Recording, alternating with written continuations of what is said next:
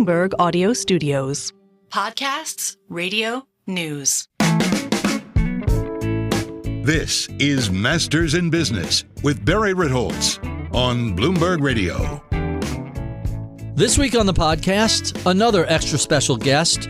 If you are at all interested in fixed income, in cross-asset management, in intermarket analysis, in understanding the many moving parts that go into putting together a near $1 trillion fixed income portfolio, well, then strap yourself in. Greg Peters, really, I don't know who's better to discuss this. He's been with PGIM for the past decade, where he helps oversee a giant pile of capital on behalf of a variety of institutional investors. He's kind of uniquely situated in having spent a lot of his career not only overseeing fixed income portfolios, but also part of a multisector team. PGIM is kind of unique. They have a very different approach than a lot of companies do. I found the conversation to be fascinating, and I think you will also. With no further ado, my discussion with PGIM's Greg Peters. Thanks for having me, Barry. So let's start out with your background. You get a BA in finance from the College of New Jersey and an MBA from Fordham University. Sounds like finance was always the career plan. Yeah, I don't know about that. What was the original thinking? I don't know what my original thinking was. I kind of fancied myself as more of a liberal arts type of individual. Like, I had a English minor.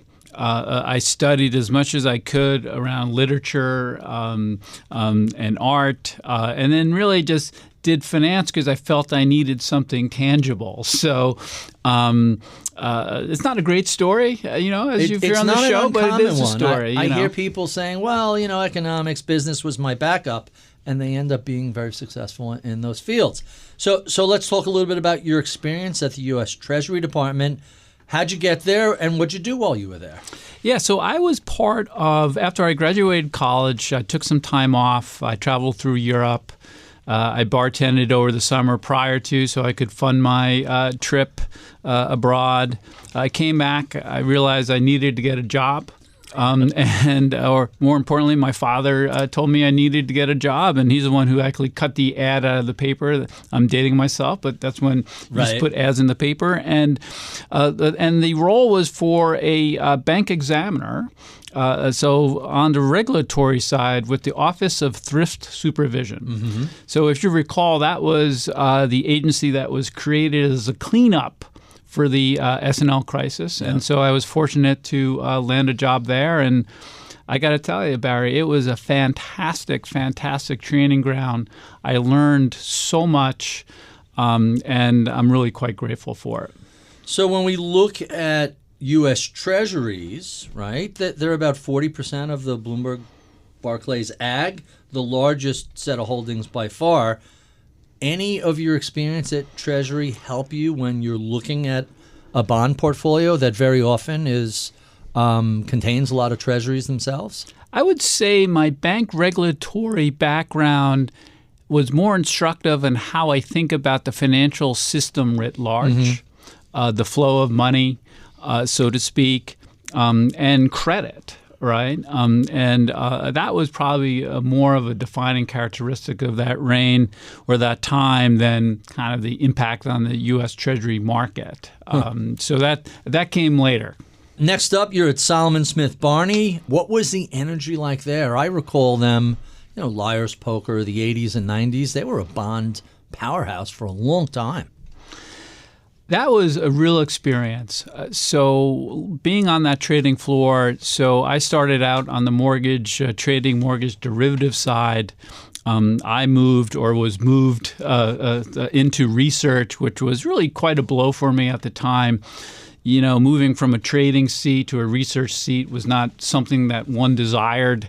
It took me a while to kind of get over that, to be quite frank. But I realized, man, that was the best thing for me. It was the best thing for my personality. It allowed me to zoom out, understand markets more critically. But Salomon itself was such a unique institution. It was excellence personified in the bond market. from a research perspective, from a trading perspective. It was by far the best trading operation I've ever seen. The investment grade trading desk of Brian Riano and John Eckerson was just fantastic. So it really just showed me what greatness is about and what swagger is about. Swagger, to say the least.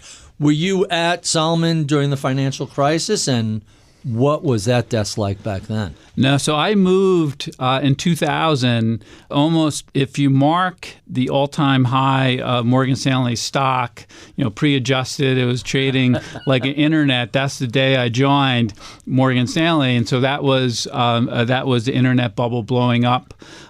So I joined like March 2000, something like that. It was early 2000, and that was also a fantastic experience. So I had the financial crisis through the Morgan Stanley lens. So you had a couple of really interesting titles at Morgan Stanley. The first is pretty straightforward, Director of Fixed Income and Economic Research. I don't think there's anything especially unusual about that. But the second title, Chief Global Cross-Asset Strategist. You don't hear that all that often. Tell us about that role and what'd you do there in the 2000s? Yeah, so that was basically a derivative, no pun intended, of a global strategist role that really focused on the linkages across markets. And so the thought process... Meaning intermarket analysis? Yeah. If this happens in oil, here's what it means for bonds. Precisely right. And I actually think that is possibly the most important aspect of investing. I think investors are very narrowly focused, and rightfully so. Expertise is rewarded.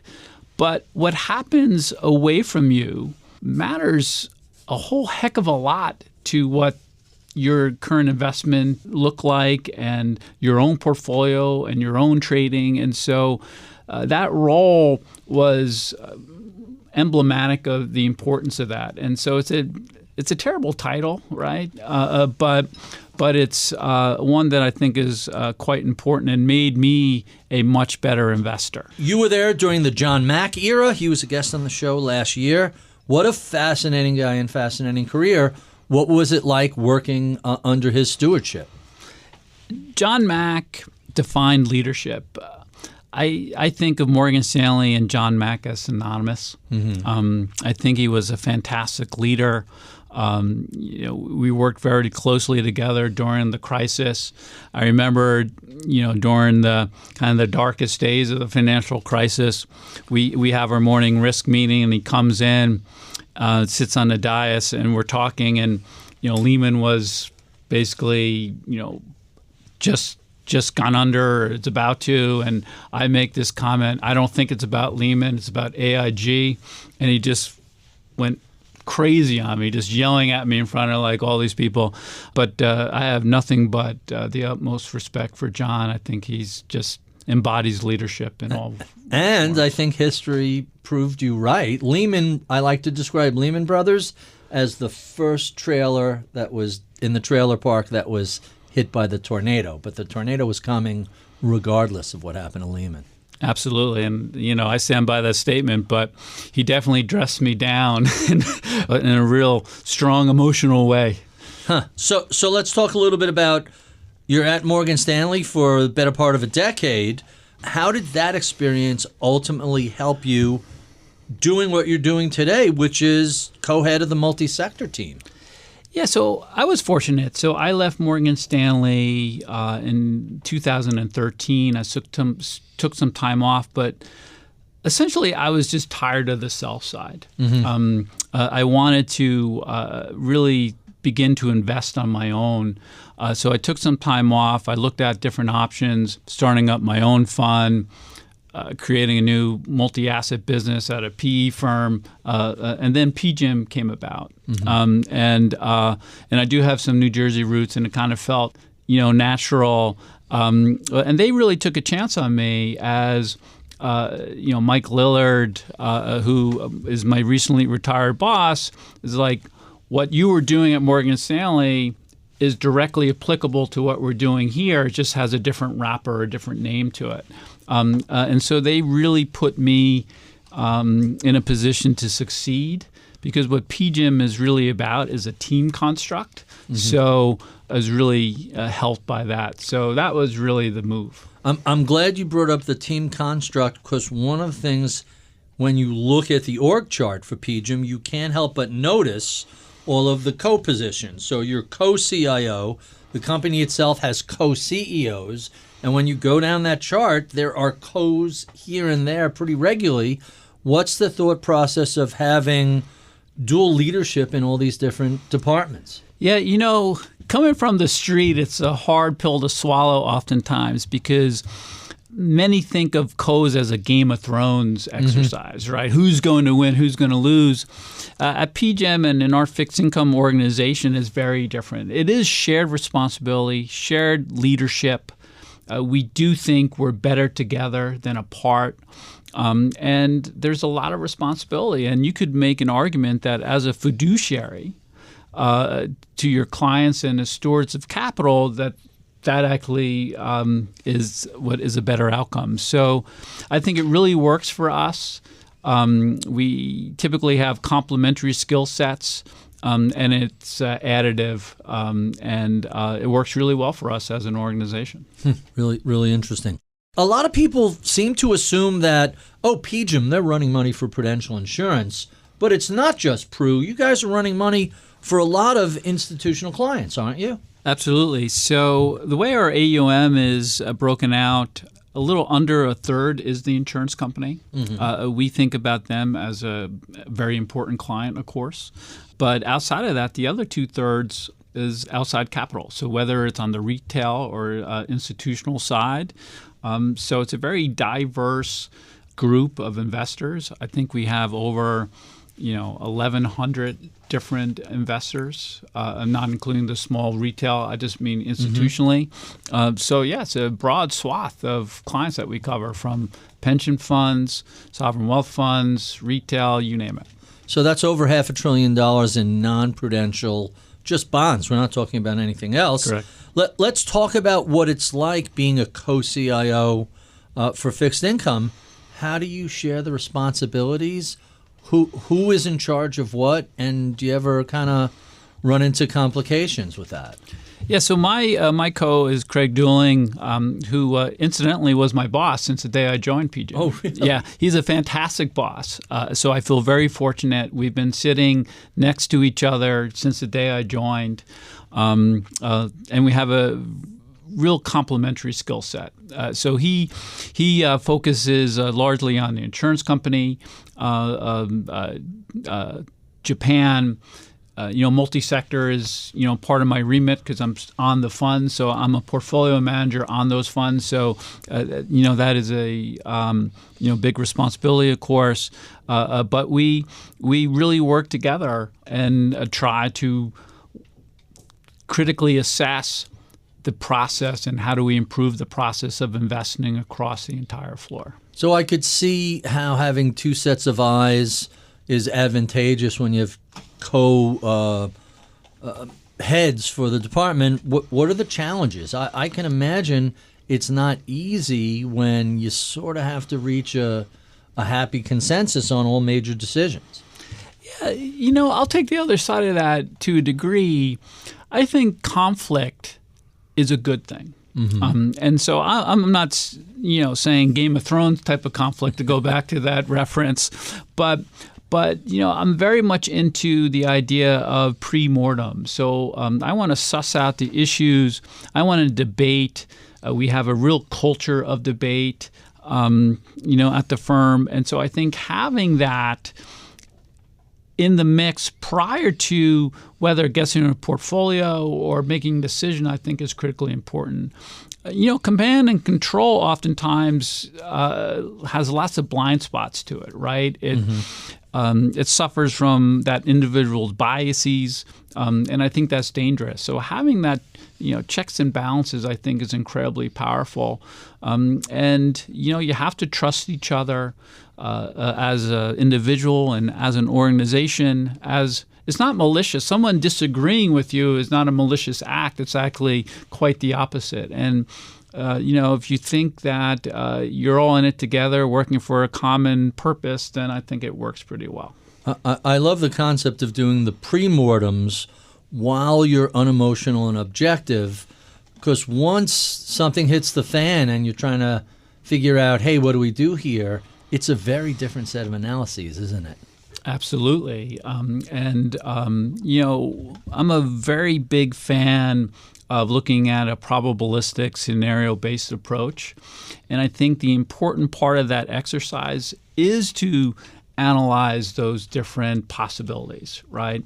And think about what your portfolio would look like, what a certain trade would look like before it happens, right? And so you shouldn't be so surprised by it. And of course, you're always surprised because you can never kind of put the proper scenarios around everything, of course. But at the same time, I think looking at it through a multiple scenario lens is incredibly powerful. So last year, 2023, we saw Treasury yields hit their highest levels since, I want to say 2007, since right before the financial crisis. How are you guys managing your duration here? Are you short-term? Are you long-term? Where are you relative to where PGIM's fixed income duration was in the 2010s? Yeah, so we were known as the lower for longer institution. So, when the world thought rates would rise, we were like, no, rates are here to stay. Last decade. Before 2020. Mm-hmm. And so that was kind of our calling card. And that worked really, really well. That transition from 2020 post-pandemic, quite candidly, we were a little slow to react on the secular shift. Mm-hmm. So if I had to go back and revisit items that we didn't get right, that would be one that we did not get right. At the same time, though, looking forward, we've really moved from lower to longer to higher for longer, right? Mm-hmm. Which doesn't have the same ring to it, of course. Right. But we do think the world has changed, and we see a little more growth, kind of secular growth, a little more inflation on a secular basis as well. And that should translate to higher bond yields. So, long-winded way of saying, we've been short duration. So we've felt that rates have been poised to rise, all else equal, and stay high. And that's where we are today. At what point in the cycle do you say, okay, it feels pretty safe to go out on the duration curve, and instead of being 3 to 5 years or 5 to 7 years, maybe we could be 7 to 10 years? Here's the irony, is that given where yields are, you actually get paid to be out there, whether yields rally or even sell off a little, right? Mm-hmm. So we're suffering from such a recency bias, mm-hmm. where so many investors haven't seen the world pre-GFC. Right. Yields weren't supposed to be that low, right? And so, all the modeling that, the Fed has to bring back rates to zero again and so on and so forth, I think is really, really miscast. And so, I think having duration in a portfolio, and we got a whiff of that at the end of last year, right? Mm-hmm. When there was this ferocious rally for whatever reason I don't recall necessarily. Right. It didn't make a lot of sense to me.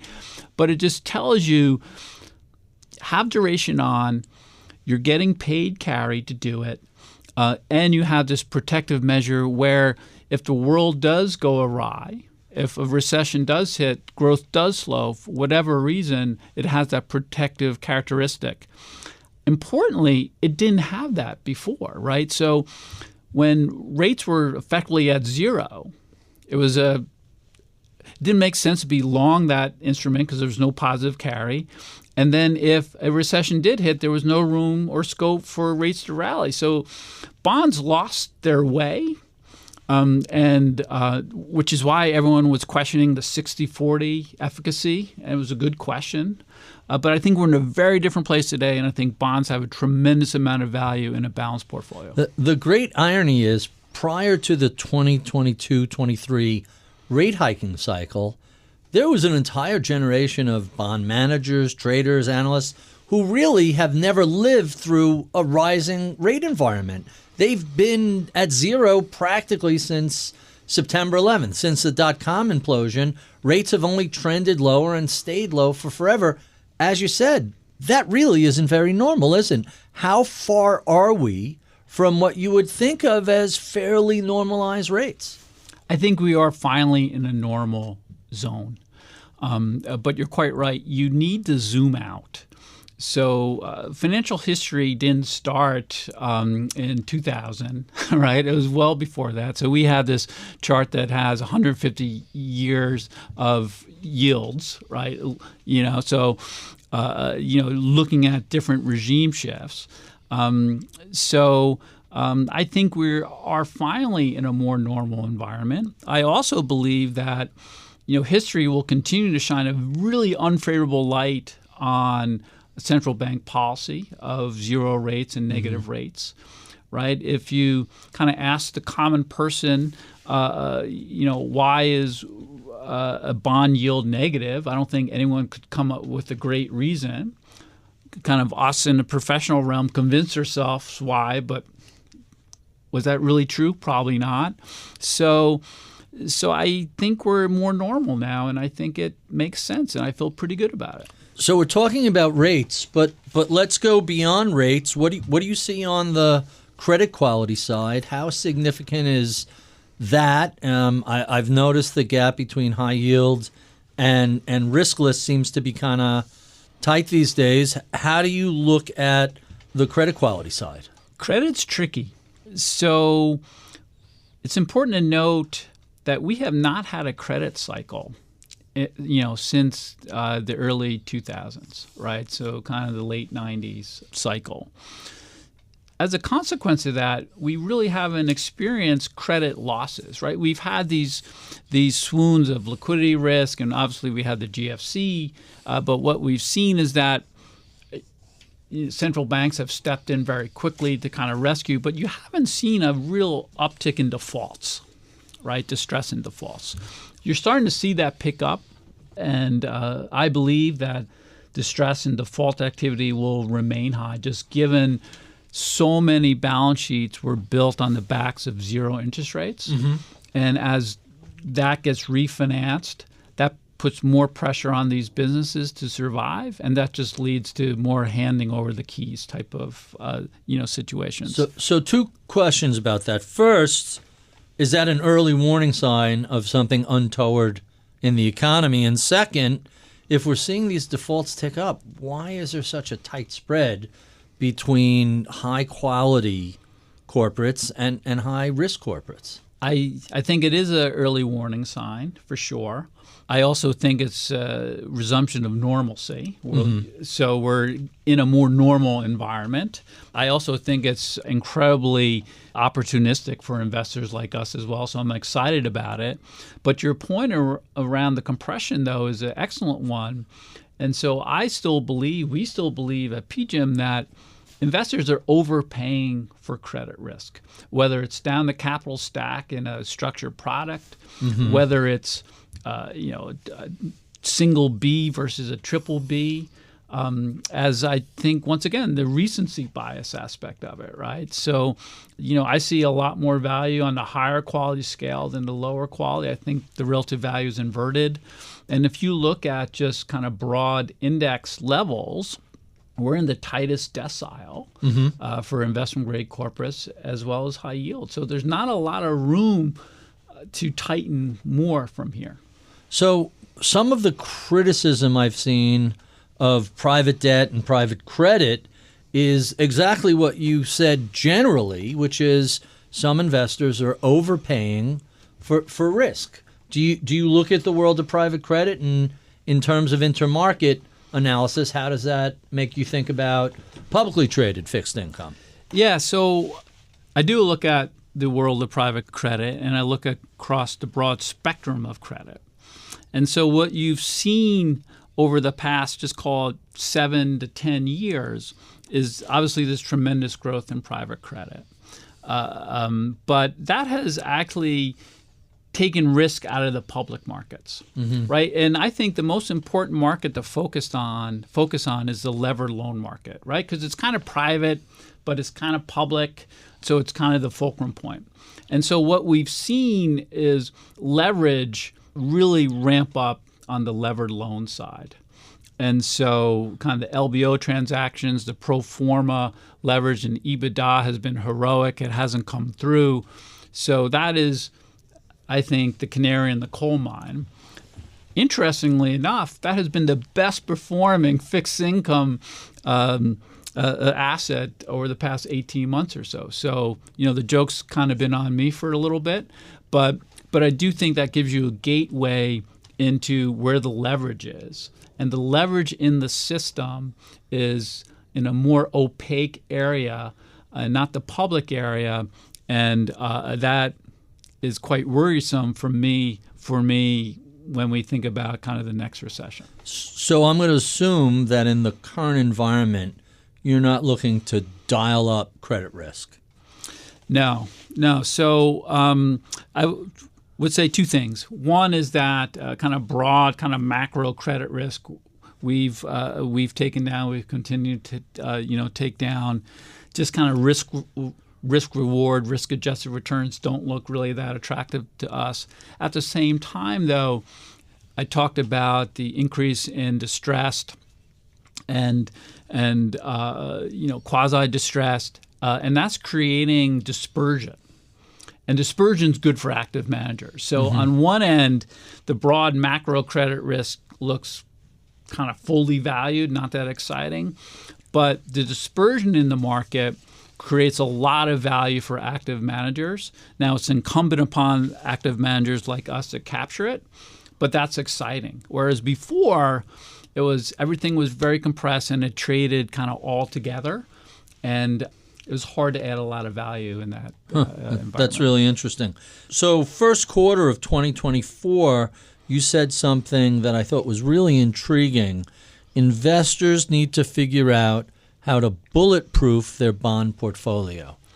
How does one bulletproof your bond portfolio? Yeah, I think that was taken a little out of context if I remember. But the idea behind it essentially was don't take unnecessary risk. The world has changed.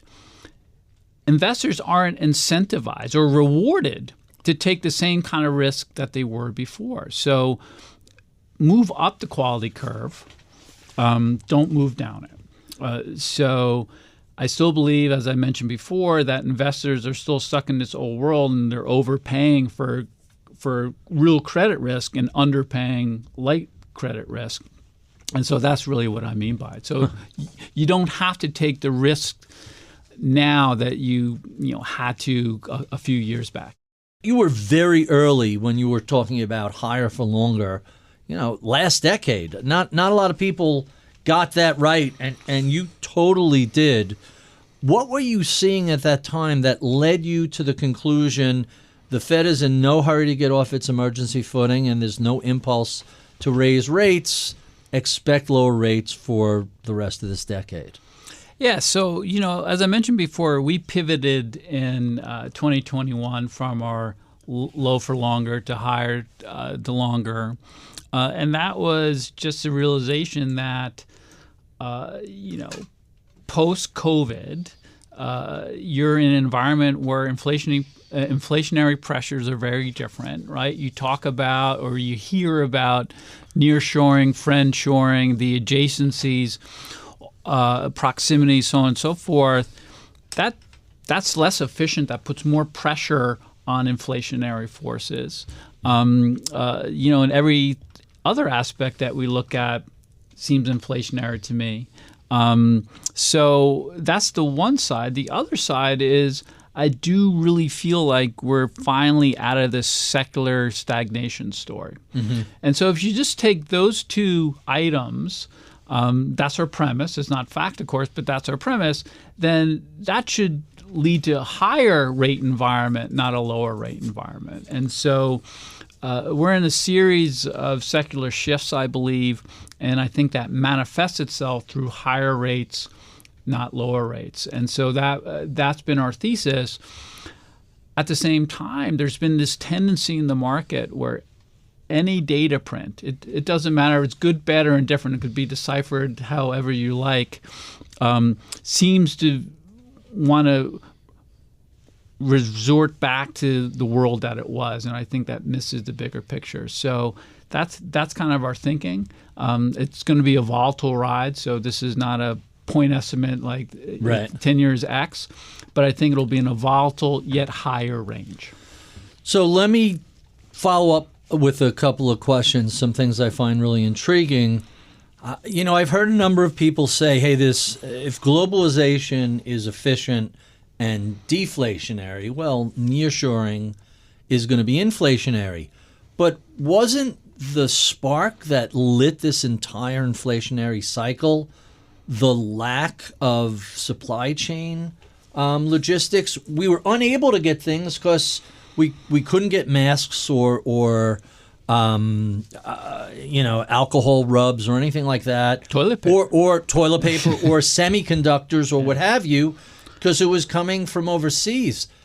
Doesn't nearshoring create a little more resiliency, anti-fragility?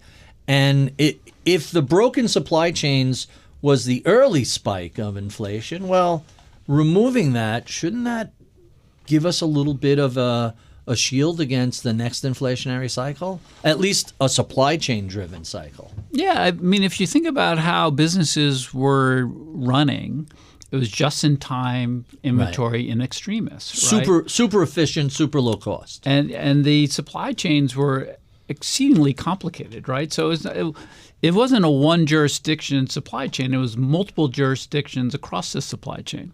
And so, yeah, maybe you eked out additional efficiencies, and I'm using air quotes, that means costs, by doing that, but you lose control at the same time. Right. So, I think what CEOs and, business leaders decided is that, it's better to have a little more control than save a few cents. Everything is a series of trade-offs. The other thing that we were talking about earlier, the lower for longer in the 2010s, let's talk about the 2010s versus the 2020s. 2010s, obviously monetary policy driven. Suddenly we have the pandemic, we have the CARES Act 1 and 2, this giant fiscal stimulus under President Trump. You have the CARES Act 3 under President Biden, plus a whole bunch of other longer-term 10-year spends. Is the 2020s the decade of fiscal stimulus, and how does fixed income adapt to that? Fiscal has been incredibly powerful, no doubt about it.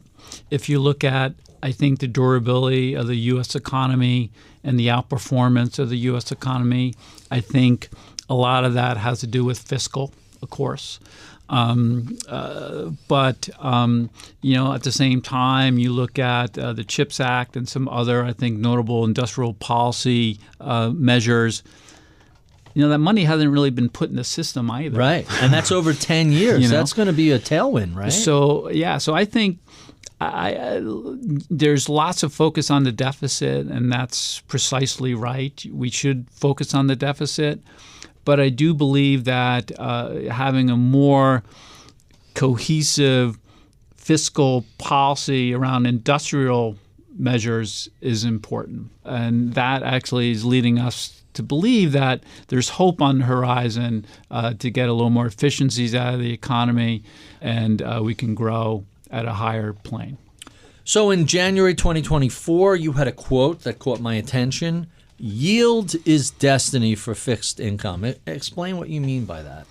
So essentially what we mean by that is the yield itself is the value proposition, right? So earning that carry, the income, right? So the income out of fixed income was taken out of the equation post-GFC. But having that income, having that carry is incredibly powerful.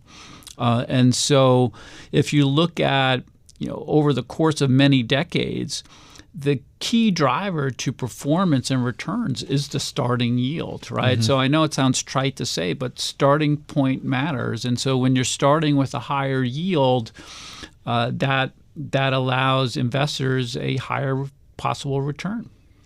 So you mentioned in December there was an extreme disconnect between the Fed and the markets. What are you referring to there? Yeah, so I was really besides myself at that time. And so I was looking at the inflation picture. I was looking at growth, and I couldn't understand why the market was so aggressively pricing in rate cuts. I just couldn't for the life of me understand it.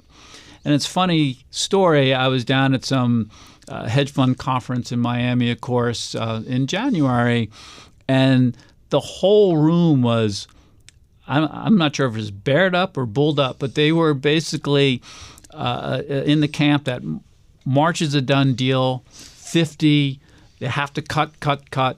And it didn't matter whether it was because of disinflation or the job market was rolling over. It was all about cuts.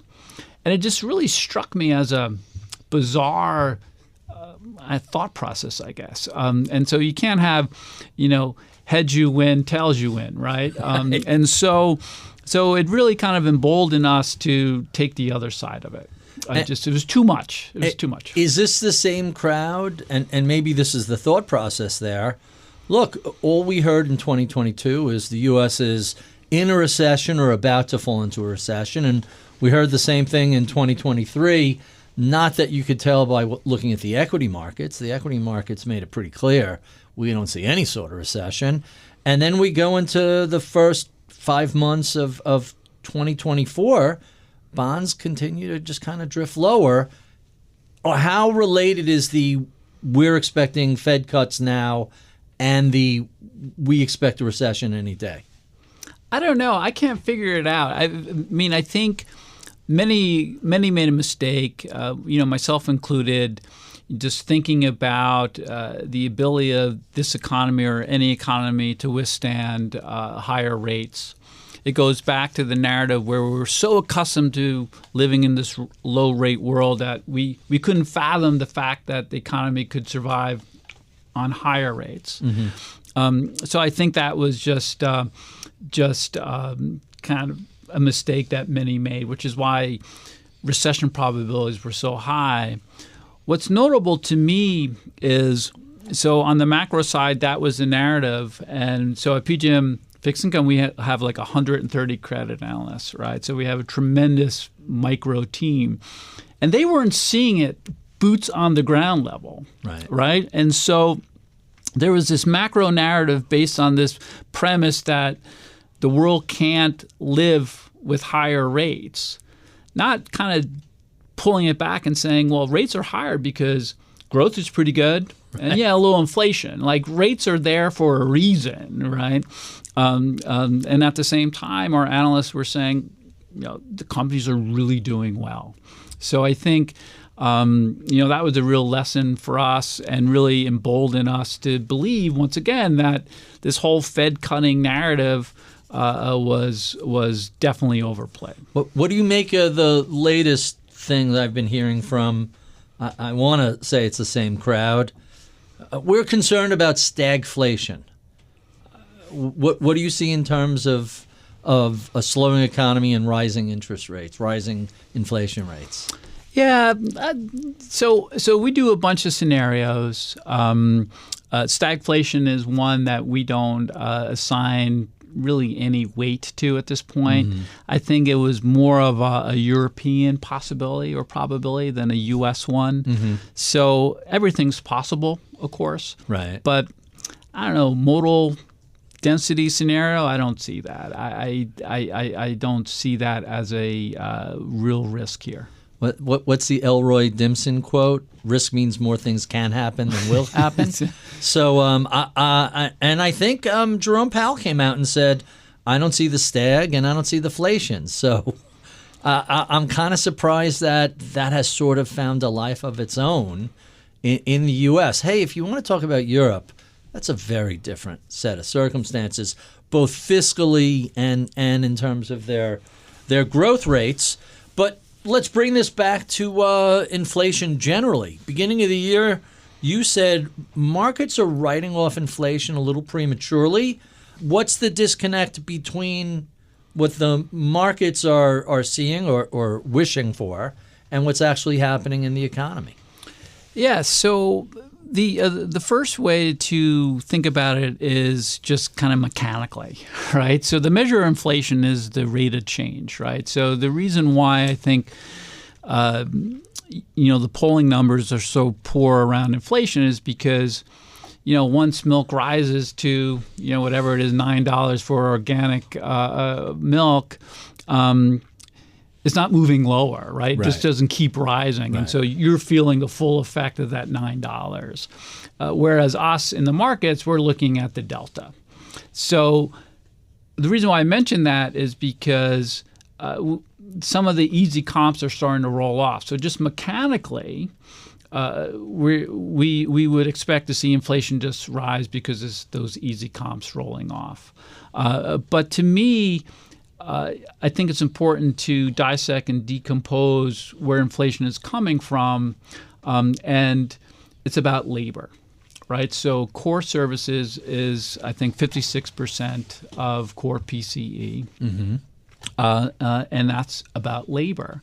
So how can you really forecast a meaningful decline in inflation when the job market is as strong as it is? All right, so we're seeing a slight decrease in immigration in 2024. What did it look like last year? What did it look like in 2023?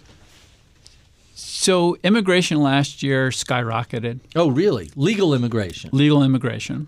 And illegal probably as well. It's a really difficult measure. But either way, that helped expand the labor supply. And that expansion of labor supply allowed two things to unfold. One, it allowed, I think, disinflation to come through the entire system last year. Less pressure on rising wages because there are more bodies and you're not just competing on price. Correct. And the second is it allowed that economic activity to actually occur. Mm-hmm. So it was a twofold benefit. What you've seen this year is the labor market is much more in balance. And at the same time, you've seen immigration really dip pre-election. So you're seeing just the labor market in a more natural state. Really interesting. Let's stick with inflation for a minute. So we're recording this in the middle of May 2024. We had a 2.2% year-over-year producer price index, sort of soft, and then a very soft consumer price index below consensus. Is it too soon to declare victory over inflation? Can we say, hey, we're at a 3 handle, and if you back out some of the oddities of owner's equivalent rent and the shelter component in CPI, we're really at a 2 handle. Why can't the Fed just plant the flag in the ground and say, we're good here? Well, I think they can't plant the flag because their mandate is 2%. Right, and you could argue whether 2% is a made-up number, which it is. From New Zealand in the 1980s. So there's no scientific evidence to support 2%, but it's 2% because we said it's 2%. Right. That's the beauty of economic theory oftentimes. So I think it's really hard to back away from that because you start to lose credibility. But the way to think about the Fed's mandate in that construct is not around easing necessarily, but around being less restrictive. Mm-hmm. And so is there room for them to adjust policy rates lower to be less restrictive? I think there is, but not a lot. Like in the mid-4s, and hopefully that frees up a lot of this frozen housing supply. Yeah, but exactly. The issue, I think, is that it's already pre-baked. And, if you look at kind of real estate prices, you look at, corporate credit as well, kind of those beliefs are already factored in. Yeah. And so what happens if the Fed doesn't adjust policy rates lower? Then I think there's more bumps in the road. I find it ironic that in the 2010s, an era we described as driven by monetary policy, we couldn't get inflation up to 2%. And now in the 2020s, an era defined by fiscal stimulus, we can't seemingly get inflation down to 2%. It just kind of makes you wonder about these targets and the background that they're in, I understand they don't want to say, well, we can't get to 2%, we'll go to 3%. But if we get more housing supply out there, maybe that drives the apartment rental index a little lower. Well, what you describe is the impotence of central bank policy, right, on inflation itself. So fiscal is a much more powerful tool, not only from an economic growth perspective, but from an inflation or disinflation standpoint as well. So it actually calls into question how much central banks can really do. Right. Like they're very, very limited, I think. Especially when you look at the fiscal stimulus, especially from the CARES Act under both Trump and Biden, it wasn't like the Semiconductor Act or the Infrastructure Act or the Inflation Reduction Act that spread out over a decade. That was trillions of dollars dumped into the economy in 20 and 21. One would assume that by 2022, the pig was through the python, and you're still just dealing with whatever money's left over in everybody's savings account. Is the biggest part of the fiscal stimulus behind us now? Can we start thinking in terms of, so we've normalized monetary policy. Are we almost normalizing fiscal policy? Well, I think the big rush of cash into consumers' wallets is definitely behind us. We talked earlier about the CHIPS Act and how very little of it has actually been put into the system yet. So I do think a lot of the fiscal thrust, though, is behind us. But the real question on the table is, what does fiscal look like going forward? Are we going to continue to run such large deficits?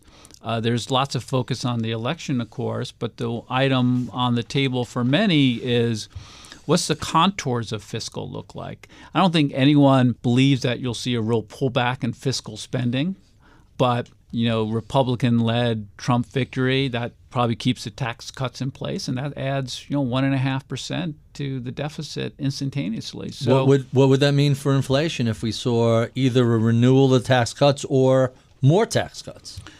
I think it's inflationary, right? Now, I think the multiplier effect is much lower. So I don't think you have the same kind of economic impulse effect necessarily, but it's inflationary. And, everything that we look at on the margin is inflationary, not disinflationary. Huh, that's really interesting. The counter to that is China, but China's less influential in that way than they were before. And I think that's another real secular story that investors are kind of slow to kind of grasp onto. It's like the influence of China kind of, post WTO admission is very different today than where we were the past 20 years. And I think that matters a lot. They were exporting deflation for a good couple of decades.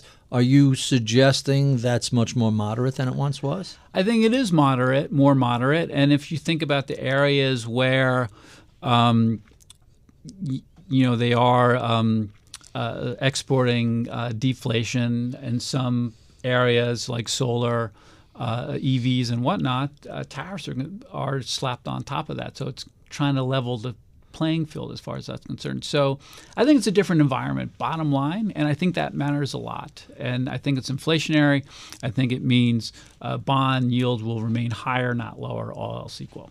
You just put an interesting thought in my mind, thinking about the different tax policies and the different import-export policies of each of these candidates. But it dawned on me that no matter who gets elected, they're both lame duck presidents. They're both second-term presidents. It makes you wonder what they'll be able to get accomplished either way.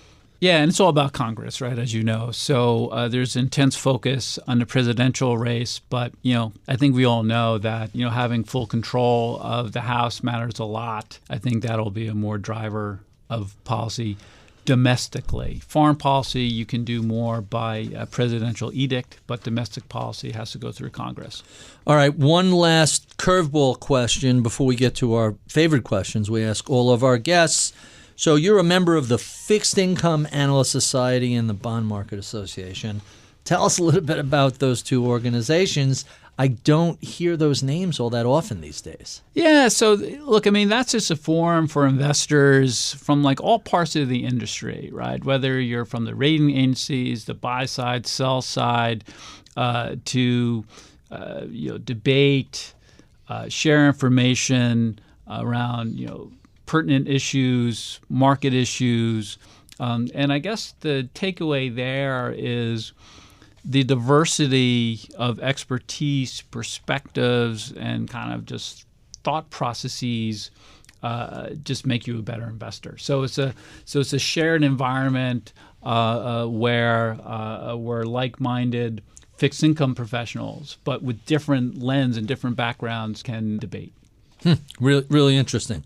So let's jump to our favorite questions, starting with, what have you been streaming these days? What are you watching or listening? What's keeping you entertained? Yeah, well, I do like a good streaming, so it's hard to narrow. So I just started. Well, I'm in. Just started means last week, which means I'm almost done with season 2, Succession. So I was a late adopter to Succession, so I enjoy that greatly, and thankful that I'm not in that family. The other one I'm streaming is Masters of Air on Apple TV. It's next up in my queue. It looks fascinating. It's very good. It's very good. I love history, and it's a good story, and what I'm enjoying it greatly. It just looks, if you watch the preview, visually, it's stunning. It just looks great. It is visually excellent, absolutely. The problem is I watch it on my iPad, so it's like I'm not getting the full experience, but the story is really quite good. And then I am a nerd at the end of the day, and I'm the Lord of the Rings, the Rings of Power. So I'm waiting for season 2 to come out, I think, next week. And then podcast-wise, there's a few that I like. What I really like, the Tim Ferriss Show. Mm-hmm. So what I like about that podcast is that it's about process and gets in the minds, no matter the discipline, what the process is to, your expertise. So I really find that to be quite excellent. And then I also like Invest Like the Best podcast as Patrick well. O'Shaughnessy. Yeah, he's very good. Really he's good. Exceptional, yeah. Yep, absolutely. Tell us about your mentors who helped shape your career. Yeah, so, mentors, I think of mentors as a mosaic, I have lots of positive mentors, and I also have, the anti-mentor, right? You go back to my Salomon days, I was really shaped by some leaders that like, man, I don't want to be like that person. So that could be equally as powerful. I'm not trying to be negative about it. No, but I'm saying I totally get what you're saying. 100%. There's informational content in everything that we do, positive and negative. But there's a few that stand out to me. The first is a gentleman, Dan Lancelotti. I worked with him at Salomon Smith Barney, and he really taught me around kind of operational workflow and design, product design, and everything is an operational management project, and really helped me think through that. When I got to Morgan Stanley, I worked for a gentleman, Steve Zamsky. He taught me about creativity and cross-market application into practice. And so what's interesting there is a story that most people don't know. So Steve, and I was part of that group, so I can't really claim credit. It was really his design, created this product called Tracers in 2001. Mm-hmm. And that was the first index bond product tradable. So very early stages. Lehman kind of quickly replicated, call it Trains. We launched it in the middle of 9/11, so that was quite a difficult time. But the ingenuity and beauty of Morgan Stanley is that we took that product and turned it into Trace X. That turned into CDX. And so a gentleman on our CDS trading desk, Jared Epstein, had the vision of like managing this from a bond perspective was really, really difficult. Let's turn it into kind of a bunch of CDS contracts, and that launched CDX. And CDX is the most liquid, largest instrument in credit. So I'm kind of happy to be part of that transformation. And then the last is kind of funny. It was my boss at Morgan Stanley who used to run research, Juan Luis Perez.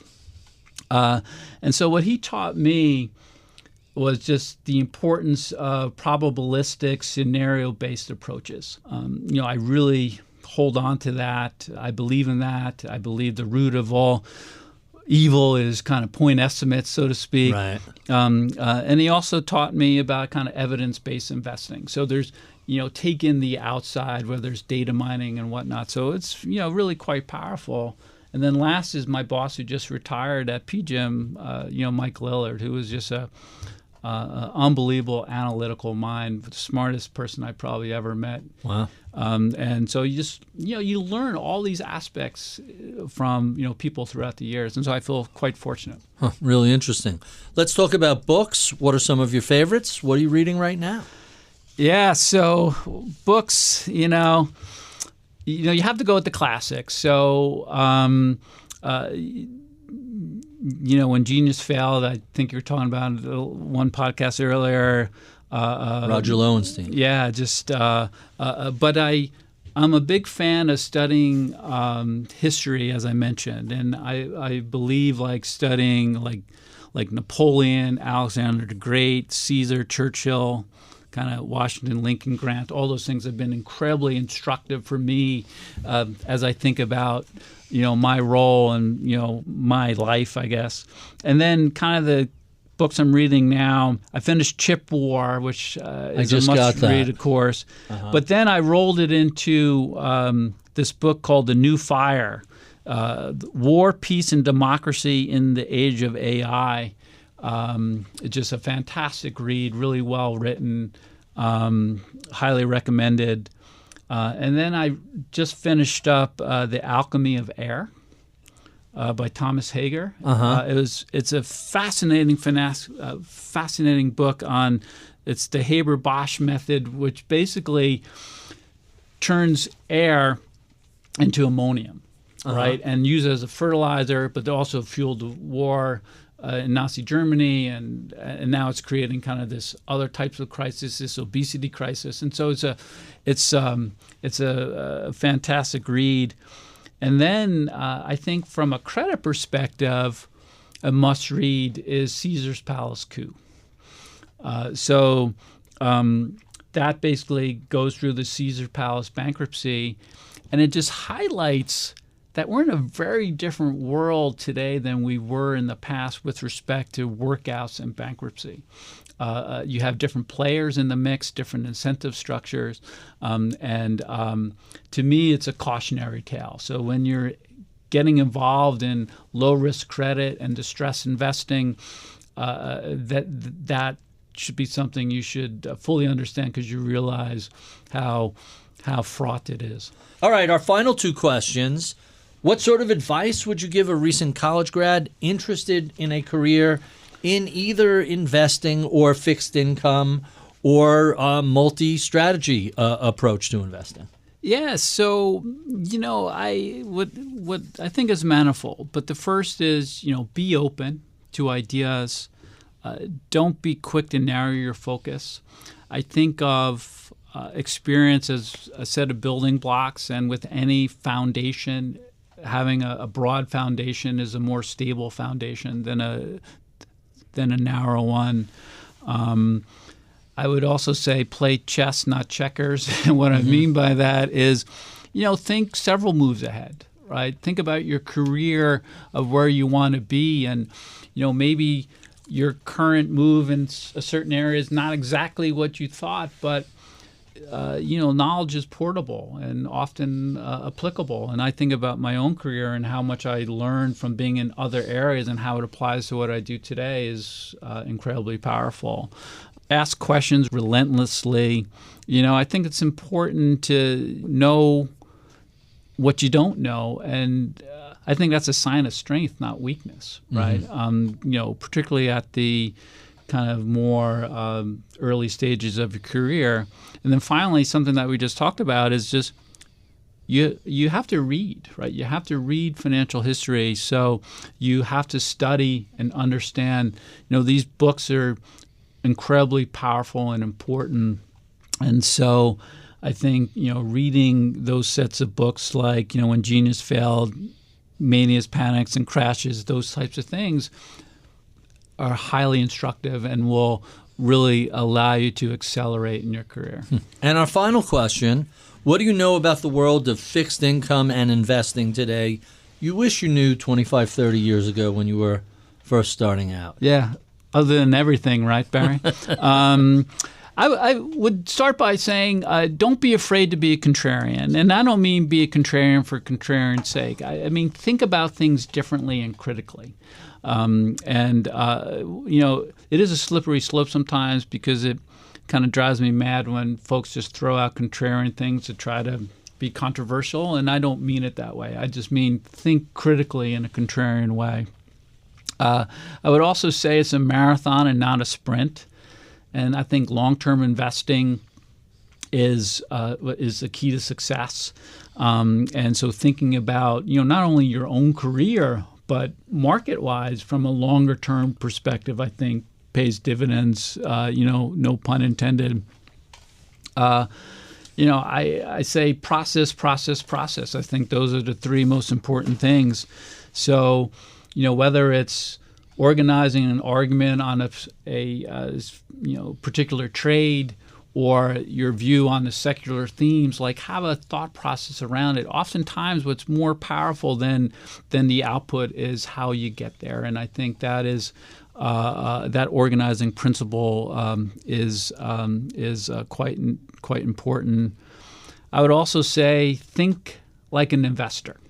So I'm biased here because I don't really have a tremendous trader mindset, but I think conflating the two is not appropriate. But I think investing is very different than trading, and so I try to think like an investor. And then just lastly, embrace adversity, right? Rally from your failures.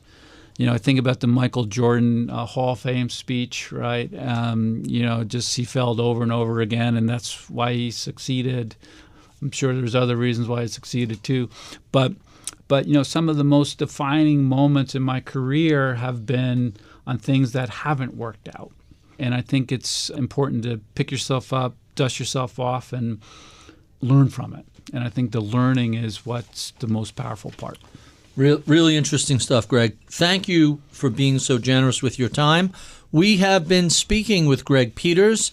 He is co-chief investment officer of PGIM's Fixed Income, as well as co-head of the multisector team. If you enjoyed this conversation, well, check out any of the 500 previous discussions we've had over the past 10 years. You can find those at iTunes, Spotify, YouTube, wherever you find your favorite podcasts.